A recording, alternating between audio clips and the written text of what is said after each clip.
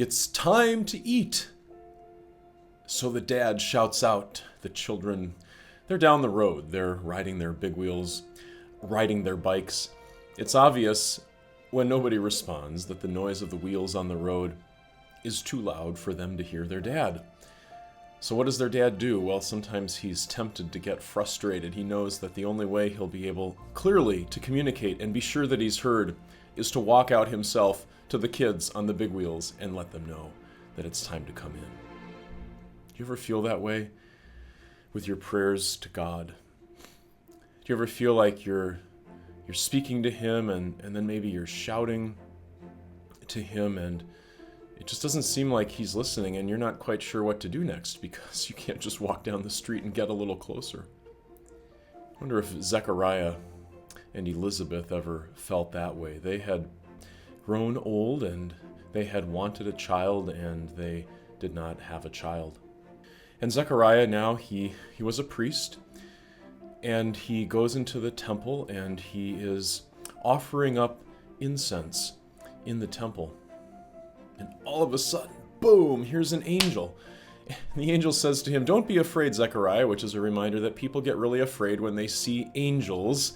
And he says, "Your prayer has been heard." Zechariah might be thinking, like, what prayer and who heard it? And, well, the angel goes on to explain that they were going to have a child. So what does that mean? That means that Zechariah had been praying to the Lord for a child. Well, how'd the angel find out? Because I thought Zechariah was praying to God. Well, it's a fascinating dynamic, isn't it? That in heaven, where God is and angels are, that there was conversation, somehow communication about the prayer that Zechariah had prayed to the Lord, which meant that, not only did an angel know what Zechariah, way more important, God knew exactly the prayers that Zechariah and his wife Elizabeth were praying. Which might then lead us to ask, well, why didn't he do anything about it for all those years? And that teaches us something about the Lord too, doesn't it? That just because we don't receive exactly what we've preferred doesn't mean that the Lord didn't hear our prayer. He absolutely heard it, and for Zechariah, he had a time clock.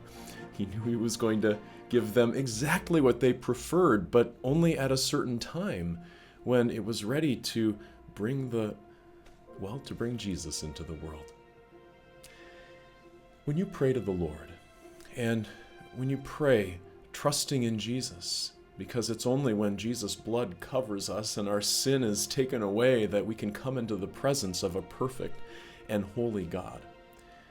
When you pray in the name of Jesus and you pray that God's will be done, and sometimes you might even share a preference in connection with your prayer that the Lord's will be done, do know that your prayer has not gone unheard. The Lord knows exactly what you're asking him.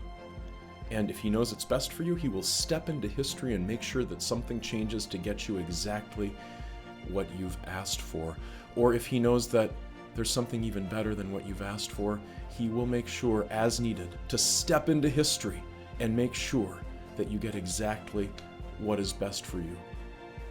You aren't shouting down a road with big wheel tire noise drowning out your prayer. No, the Lord hears you. And the story of Zechariah reminds us, a peek into behind the scenes, your prayers are being heard.